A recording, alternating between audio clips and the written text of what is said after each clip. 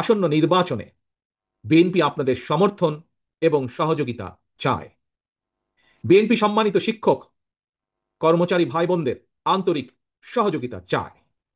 জনগণের ভোটে বিএনপি রাষ্ট্র পরিচালনার সুযোগ পেলে অবশ্যই রাষ্ট্রের সামর্থ্য অনুযায়ী শিক্ষকদের আর্থিক নিরাপত্তা বেষ্টনী বাড়ানো কিংবা চাকরি স্থায়ীকরণ কিংবা জাতীয়করণের বিষয়টি ইনশাল্লাহ ইতিবাচক বিবেচনার জন্য উচ্চ পর্যায়ের কমিশন আমরা গঠন করব ইনশাল্লাহ।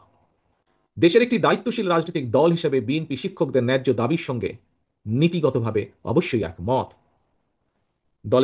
আমাদের দলের মহাসচিব সহ স্থায়ী কমিটির সদস্য জনাব আমির খসরু সাহেব এখানে উল্লেখ করেছেন, আপনাদের বক্তব্য থেকেই উঠে এসেছে বাংলাদেশের একমাত্র স্মার্ট সিটি বসুন্ধরা এখন আরো নিরাপদ, আধুনিকতায় আরো এক ধাপ এগিয়ে।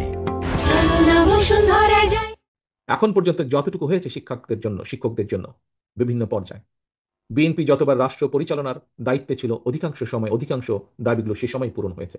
কাজেই আপনাদের এগুলো সম্পর্কে আমরা ওয়াকিফাল। রাষ্ট্র এবং রাজনৈতিক সংস্কার কিংবা নাগরিক উন্নয়নে আমরা যত উদ্যোগ গ্রহণ করি না কেন, শিক্ষা ব্যবস্থাপনার আধুনিকায়ন এবং শিক্ষকদের আর্থ সামাজিক নিরাপত্তা ও সম্মান যদি আমরা নিশ্চিত করতে না পারি, তাহলে অবশ্যই আমরা যে লক্ষ্যকে সামনে রেখে এগিয়ে যাচ্ছি সেটিতে আমাদের কাঙ্ক্ষিত সুফল মিলবে না। প্রচলিত শিক্ষা কারিকুলামকে ব্যবহারিক এবং কারিগরি শিক্ষা প্রদান করে ঢেলে সাজানোর লক্ষ্যে অগ্রাধিকার ভিত্তিতে শিক্ষা সংস্কার কমিশনও আমরা গঠন করতে চাই। নৈতিকতা এবং ধর্মীয় সামাজিক মূল্যবোধের আলোকে কর্মমুখী শিক্ষা ব্যবস্থা প্রবর্তন এবং শিক্ষা ব্যবস্থার আধুনিকরণে জরুরি ভিত্তিতে পদক্ষেপ গ্রহণ করা যদি না যায়, তাহলে এই কম্পিটিশনের বিশ্বে আমাদের দেশ হিসাবে জাতি হিসাবে টিকে থাকা অত্যন্ত কঠিন হবে।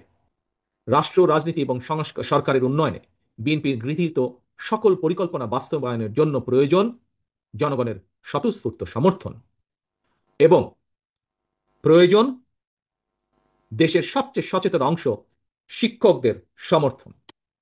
এটি জ্ঞান এবং মেধা ভিত্তিক রাষ্ট্র এবং সরকার গঠনে আসন্ন নির্বাচনে বিএনপি আপনাদের সমর্থন এবং সহযোগিতা চায়। বিএনপি সম্মানিত শিক্ষক কর্মচারী ভাই বোনদের আন্তরিক সহযোগিতা চায়। প্রিয় শিক্ষকবৃন্দ, এখানে যারা উপস্থিত আছেন, এখানে যারা উপস্থিত নেই, সমগ্র বাংলাদেশের সকল শিক্ষকবৃন্দ, আসুন আমরা যদি আমাদের শিক্ষা আমাদের জাতিকে গঠন করে তুলতে চাই, তাহলে আমাদের যে পরিকল্পনাগুলো রাজনৈতিক দল হিসেবে আপনাদের সামনে উপস্থাপন করেছি সেগুলোকে সফল করার জন্য আপনাদের সকলের সহযোগিতা আবারও আমি কামনা করছি। সেই সহযোগিতা প্রত্যাশা করে, সেই সাহায্য প্রত্যাশা করে আমার আজকের বক্তব্য শেষ করছি।